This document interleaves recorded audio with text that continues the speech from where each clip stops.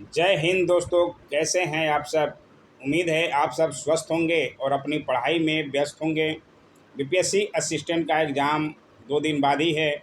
69 BPSC वाले का भी और पटना हाई कोर्ट असिस्टेंट का भी एग्ज़ाम खैर 30 तारीख को ही है। जो लोग एग्ज़ाम दे रहे हैं वे लोग एक बार ज़रूर से ज़रूर देख लें पूरा वीडियो। सिलेक्टेड क्वेश्चन है, आज पार्ट 2 है। मध्यकालीन भारत से लिया गया है, जो कि बहुत ही इम्पोर्टेंट है। बार बार आपको सवाल पूछा जाता है, इधर उधर के सवाल नहीं हैं, बीपीएससी में पूछे गए सवाल हैं। तो ज़रूर एक नज़र देख लीजिए, ठीक है ना। ज़्यादा लंबा वीडियो नहीं होगा, लेकिन 50 सवाल आपके ज़िंदगी में कुछ चेंज कर सकते हैं दोस्तों, अंतिम समय में। ठीक है, अंतिम तैयारी सबसे प्यारी हो सकती है अगर आप फॉलो करें। ठीक है, आइए देखते हैं। उम्मीद है जानकारी अच्छी लगेगी, लाइक कर सकते हैं और जो लोग नए हैं सब्सक्राइब भी कर सकते हैं। ठीक है, आइए देखें। सिलेक्टेड क्वेश्चन में आज पार्ट 2 है, सबके लिए है। सभी लोग देखें और सीखें कैसे क्वेश्चन बनते हैं एग्ज़ामों में और कैसे जवाब दिया जाए। ठीक है, मुगल चित्रकला किसके नेतृत्व में अपने शीर्ष बिंदु पर थी। सभी को पता होना चाहिए। अगर बीपीएससी की तैयारी कर रहे हैं तो आपको प्रीवियस ईयर क्वेश्चन जरूर करना चाहिए दोस्तों, क्योंकि बहुत सारे सवाल जो हैं यहाँ से रिपीटेड होते हैं और आपको जानकारी मिलती है कि किस तरह के सवाल जो हैं पूछे जाते हैं। तो ये किनके समय थी, तो जहांगीर के समय में। बहुत इजी सवाल है और ज़रूर ध्यान रखिएगा। प्राचीनकारी या पिटराडूरा किससे संबंधित है। पिटराडूरा किससे संबंधित है। नक्काशी की जाती है दीवारों में, अर्धकीमती पत्थर जड़कर फूलों की नक्काशी करना।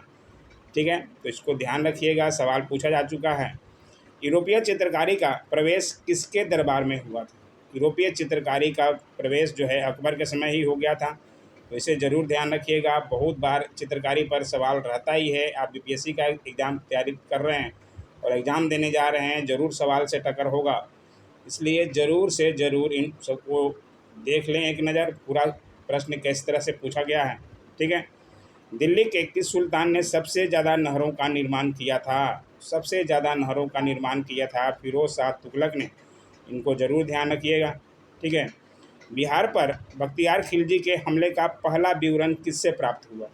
कैसे पता चला कि बख्तियार खिलजी ने बिहार पर हमला किया था, तो ये प्राप्त हुआ तबकात ए नासरी द्वारा। ठीक है, तबकात ए नासरी पुस्तक से। अब तबकात ए नासरी का लेखक कौन था, ये भी सवाल बन सकता है, तो सवाल को जानना ज़रूरी है। तबकात ए नासरी से पता चलता है कि बिहार पर बख्तियार खिलजी ने हमला किया था, लेकिन अब तबकात ए नासरी के लेखक कौन हैं, तो उसको ज़रूर से ज़रूर ध्यान रखिए। मिन्हाज मिन्हाज उज सिराज। ठीक है, तो इनका नाम भी जरूर ध्यान रखिएगा। किस सुल्तान ने ज़मीन में फसल की नपाई का आधा राजस्व के रूप में दावा किया। किस सुल्तान ने किया था ज़मीन में फसल की नपाई का आधा राजस्व के रूप में, तो ये किए थे अलाउद्दीन खिलजी। तो इनको ज़रूर ध्यान रखिएगा। सारे ही सवाल इम्पोर्टेंट है दोस्तों, और सवाल इधर उधर से नहीं है, सारे सवाल पूछे जा चुके हैं, वही सवाल लिए गए हैं आपकी आखिरी तैयारी के लिए। सबसे प्यारी तैयारी, इसको ज़रूर से ज़रूर देखना है दोस्तों। ठीक है ना।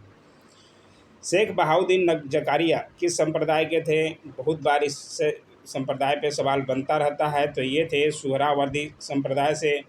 ठीक है, इनको ज़रूर ध्यान रखिएगा। कुतुब मीनार किसके द्वारा पूरा किया गया था। कुतुबुद्दीन ऐबक के द्वारा शुरू किया गया और पूर्ण किया गया था इल्तुतमिश के द्वारा, तो ये भी ध्यान रखिएगा। बहुत अच्छा सवाल है। भारत में किसके शासनकाल में इंग्लिश ईस्ट इंडिया कंपनी का गठन हुआ। इंग्लिश ईस्ट इंडिया कंपनी का गठन लगभग 1600 के आसपास हुआ था। उस समय कौन थे मुग़ल शासक, सबको पता होना चाहिए, अकबर थे। ठीक है, तो ये ज़रूर ध्यान रखिएगा। अकबर के समय में किस मुग़ल शासक के समय में सर थॉमस रो भारत आया था।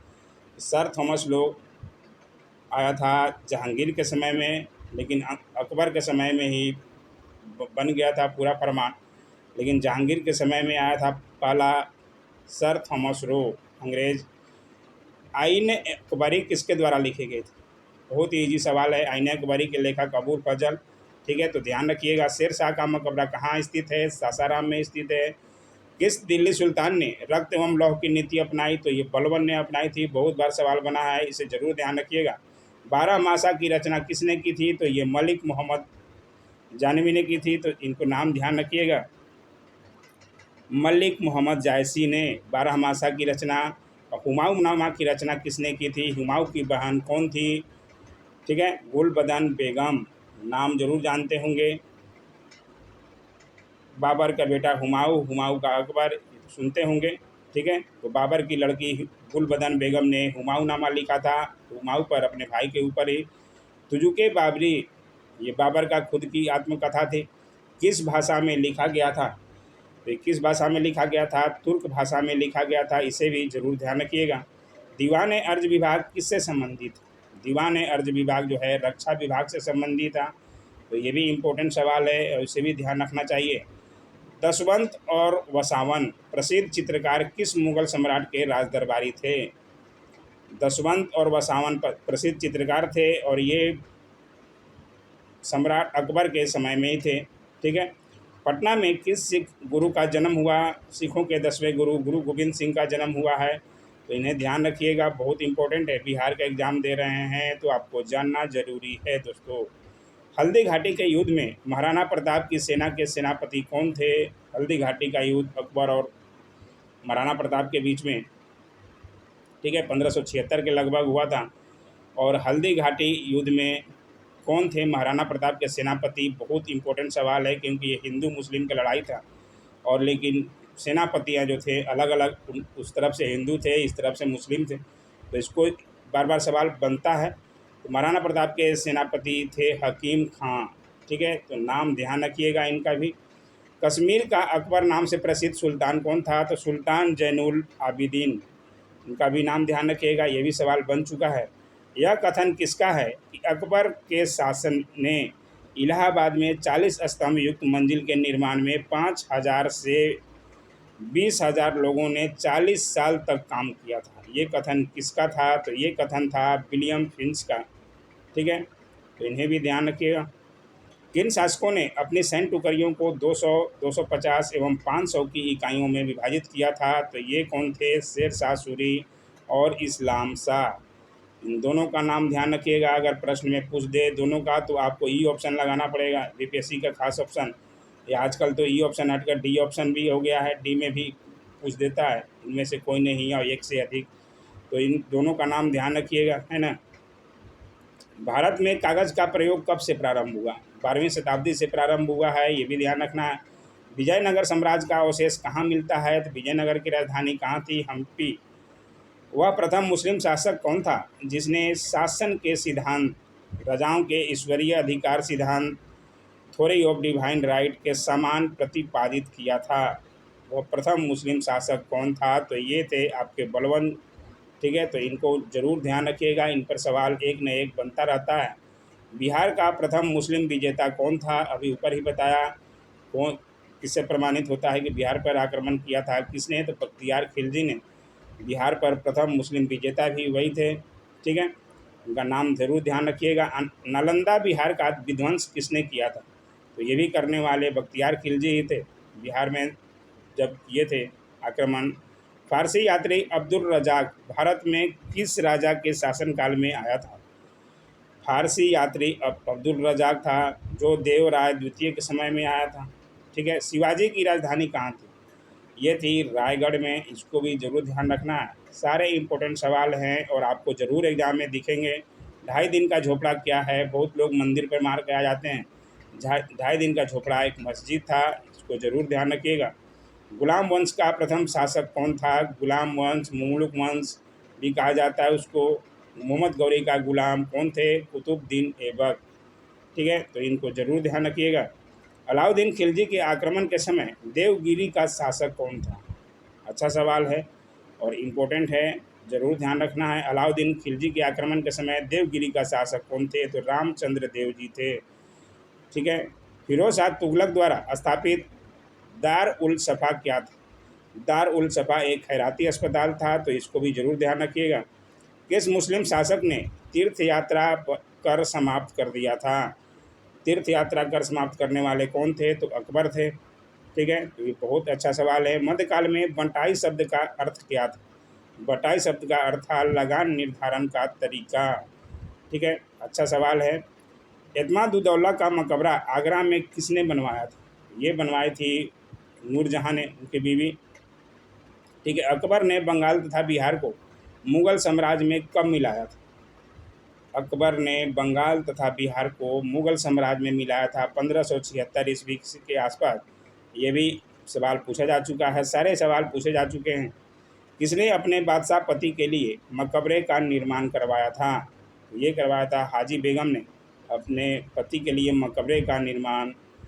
हुमायूं ने चुनार दुर्ग पर प्रथम बार आक्रमण कब किया था? प्रथम बार 1532 ईस्वी में ही किया था। ठीक है, हुमायूं को शेरशाह ने मार के भगाया था। ठीक है, उसकी कहानी बहुत बार सुनी होगी। इल्तुतमिश ने बिहार में अपना प्रथम सूबेदार किसे नियुक्त किया था? किसे नियुक्त किया था इल्तुतमिश ने बिहार में अपना पहला सूबेदार? तो मालिक जानी को। ठीक है, उम्मीद है जानते होंगे, नहीं जानते हैं आप अभी भी एक नज़र ज़रूर देख लें अगर आपको एग्ज़ाम में जाना है। तैमूर के आक्रमण के बाद भारत में किस वंश का राज स्थापित हुआ? तो ये हुआ था सैयद वंश का। ये भी क्वेश्चन मैं बता चुका हूँ पहले भी। किस मुग़ल बादशाह को वज़ीर गाजुद्दीन ने दिल्ली में दाखिल नहीं होने दिया था? वज़ीर गाजुद्दीन ने दिल्ली में किसको दाखिल नहीं होने दिया था? किस मुग़ल बादशाह को? तो ये थे शाह आलम द्वितीय को। ठीक है, तो इसे भी ध्यान रखिएगा। किस सुल्तान ने पहले हजरत आला की उपाधि अपनाई और बाद में सुल्तान की? तो ये कौन थे? शेरशाह सूरी, सासाराम के शेरशाह सूरी। किस सुल्तान ने एक नगर बसाया जहां अब आगरा है? आगरा शहर को किसने बसाया था? तो सिकंदर लोदी ने। ज़रूर ध्यान रखना है आपको भी। किस सुल्तान ने फूलों की गुणवत्ता सुधारने के लिए उपाय किए? तो कौन थे? फिरोज शाह तुगलक। फिरोज शाह तुगलक ने नहरों का निर्माण कराया, उनके समय ज़्यादा मजदूर भी थे। ठीक है, तो इसको ज़रूर ध्यान रखना है फिरोज शाह तुगलक के बारे में। किस शासक ने चतुर्थ बौद्ध संगीति कश्मीर में आयोजित की? बौद्ध संगीति पर एक सवाल रहता ही है, आपको चारों पता रहना चाहिए। पहला राजगिरी में, दूसरा वैशाली में, तीसरा पटना में और चौथा कश्मीर में। ठीक है, पहला कौन कराए, दूसरा कौन कराए, सबका अलग से वीडियो बना हुआ है, बार बार बना हुआ है अलग से। बौद्ध संगीति पर वीडियो भी है, ज़रूर देख कर जाएँ। ठीक है, तो ये कनिष्क ने करवाया था चौथा बौद्ध संगीति कश्मीर में। किस हड़प्पन नगर में जूते हुए खेतों के निशान मिले हैं? कुछ प्राचीन भारत से भी है, तो ये कालीबंगा है। अच्छे सवाल हैं और ये यहाँ से पूछे जा चुके हैं। कौन सा मध्यकालीन भारतीय साम्राज्य व्यापक स्तर पर स्थानीय स्वशासन के लिए प्रसिद्ध था? स्थानीय स्वशासन पंचायती राज के लिए कौन प्रसिद्ध था? तो ये चोल साम्राज्य था। बहुत ही इम्पोर्टेंट सवाल है, आपको ध्यान रखना चाहिए। ठीक है, तो ये थे आपके 50 सवाल, आज भी हो गए। कल भी हमने डाला था, जो लोग नहीं देखे हैं तो कल के वीडियो भी देखिए, आज पार्ट 2 है। उम्मीद है आपको अच्छा लगा होगा। अच्छा लगा तो don't forget to like, share, comment and subscribe my YouTube channel. Thanks for watching my YouTube channel.